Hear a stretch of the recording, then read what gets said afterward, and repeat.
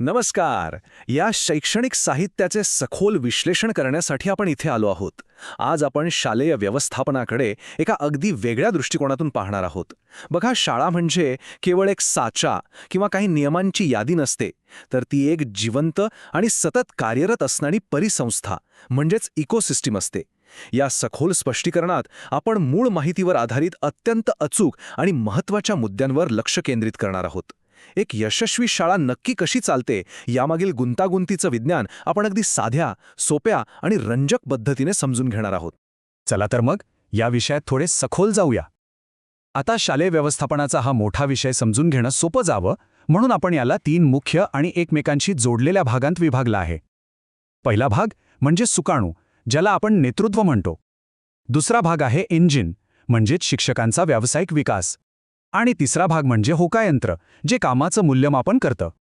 पहिल्या स्तंभाकडे वळूया. शाळेचा मुख्याध्यापक हा केवळ एक प्रशासक नसतो, तर तो या जहाजाचं सुकाणू चालवणारा खरा कर्णधार असतो. या संपूर्ण परिसंस्थेत योग्य तो शैक्षणिक बदल घडवून आणण्याची सर्वात मोठी जबाबदारी नेतृत्वाचीच असते, हे आपण लक्षात घ्यायला हवं. आता मुख्याध्यापकाच्या भूमिकेचा विचार करताना साहित्यात म्हटल्याप्रमाणे नेतृत्वाचे 2 मुख्य दृष्टिकोन दिसून येतात. एक असतं प्रतिसादात्मक नेतृत्व, जिथे बाहेरून दबाव आला किंवा आदेश आले की मगच बदल घडवून आणले जातात. पण खऱ्या अर्थाने यशस्वी बदल घडवून आणण्यासाठी सकारात्मक नेतृत्व म्हणजेच प्रोॲक्टिव्ह नेतृत्वाची आवश्यकता असते, जिथे नेतृत्व स्वतःहून पुढाकार घेतं आणि सकारात्मक बदल घडवतं. आजच्या काळातील हेच तर खरं आव्हान आहे, नाही का? आणि हेच डॅनियल गोलमॅन यांच्या इमोशनल इंटेलिजन्सच्या सिद्धांतावरून अतिशय उत्कृष्टपणे समजून येतं.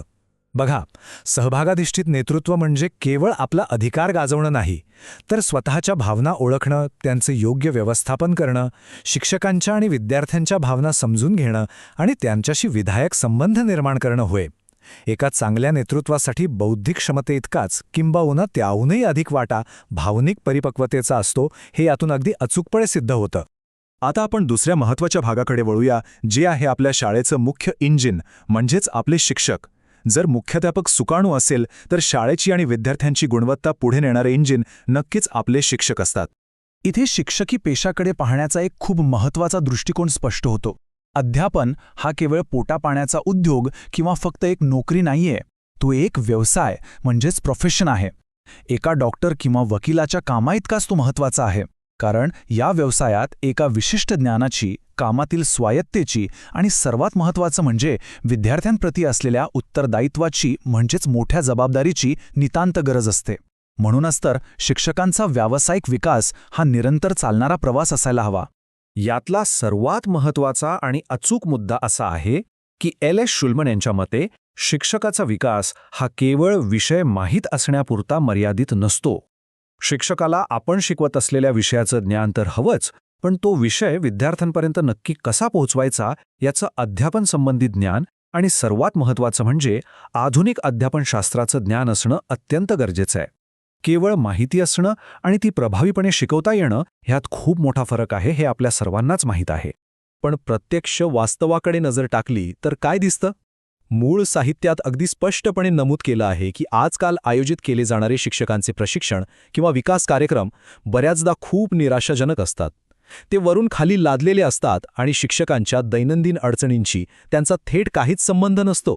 शिक्षकांची क्षमता, आवड आणि खरी गरज यांचा विचार न करता लादलेले हे कार्यक्रम अपेक्षित परिणाम साधण्यात नक्कीच कमी पडतात, हे वास्तव आपण सर्वांनीच स्वीकारायला हवं.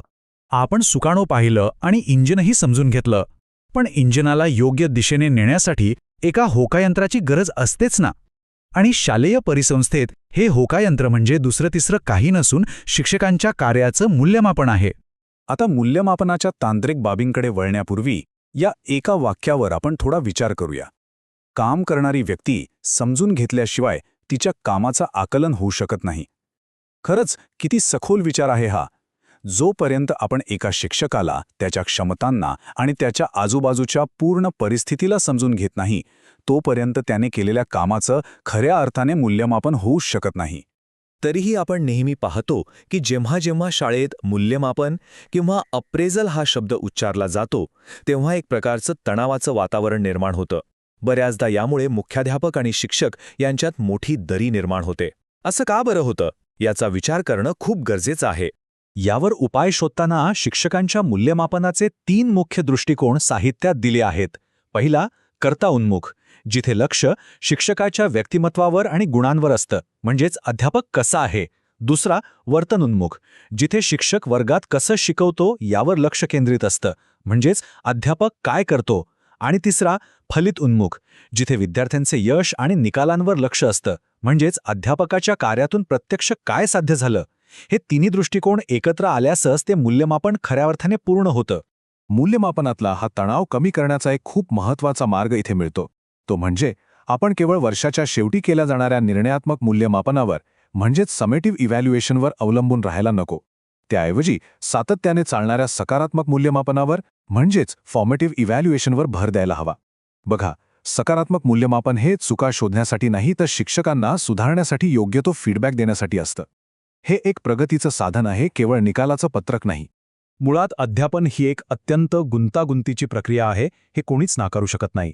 त्यात मानवी भावना आहेत, विद्यार्थ्यांसोबतचे संबंध आहेत. या सर्व गोष्टींचं केवळ आकड्यांमध्ये किंवा वस्तुनिष्ठ पद्धतीने मोजमाप करणं खरंच शक्य नसतं.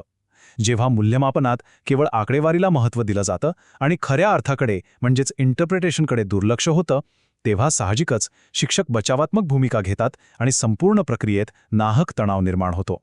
शेवटी या सखोल विश्लेषणामधून आपण नक्की काय शिकलो? शाळा ही सुट्ट्या भागांची बनलेली मशीन नाहीये. ती एक संपूर्ण परिसंस्था आहे, जिथे प्रगल्भ भावनिक बुद्धिमत्ता असलेलं नेतृत्व, शिक्षकांच्या खऱ्या गरजा ओळखून साधलेला त्यांचा व्यावसायिक विकास आणि सतत सुधारणाला चालना देणारं सकारात्मक मूल्यमापन हे तिन्ही स्तंभ जेव्हा एकत्र काम करतात, तिथेच शैक्षणिक उत्कृष्टतेची निर्मिती होते. आता ही सगळी माहिती वापरून आपल्या स्वतःच्या शैक्षणिक वातावरणात आपण असा सकारात्मक आणि एकत्रित बदल कसा घडवून आणू शकतो याचा नक्की विचार करूया.